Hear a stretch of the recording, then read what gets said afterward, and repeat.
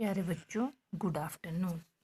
आज हम पढ़ेंगे क्षितिज का चौथा चैप्टर 8 कथ्य, जिसके लेखक हैं जयशंकर प्रसाद। तो जयशंकर प्रसाद जी को जो उनके मित्र वो उनकी आत्मकथा लिखने के लिए प्रेरित करते हैं, लेकिन प्रसाद जी उन्हें बार बार मना करते हैं। वो अपनी आत्मकथा के बारे में नहीं बताना चाहते, नहीं लिखना चाहते हैं। तो इसकी हम पैराग्राफ की व्याख्या करेंगे।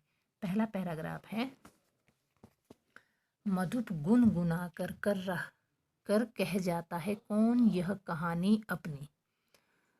अब अपनी आत्मकथा लिखने के कारणों को बताते हुए कवि कहता है कि प्रत्येक व्यक्ति का मन रूपी जो भौरा है वो कुछ ना कुछ अपनी कहानी बताता है। गुनगुनाते हुए गाते हुए अपनी कोई ना कोई कहानी बताता है। मुरझाकर गिर रही पत्तियां देखो कितनी आज घनी।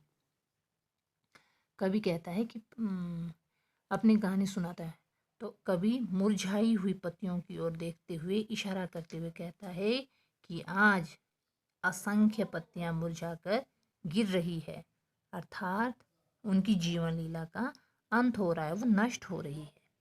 इस गंभीर अनंत नीलिमा में असंख्य जीवन इतिहास। इस प्रकार अंतहीन नील आकाश के नीचे हर पल जो है अनगिनत जीवन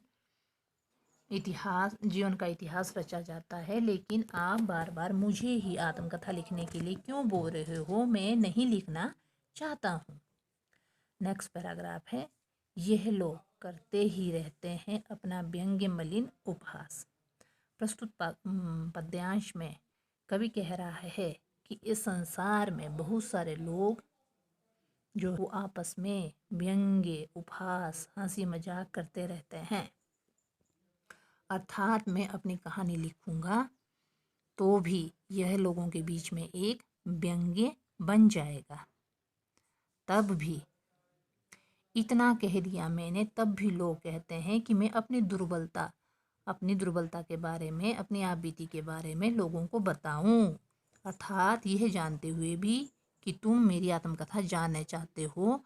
अपनी कमी कोई नहीं बताता, तुम सुनकर सुख पाओगे, देखोगे यह गागर रीति।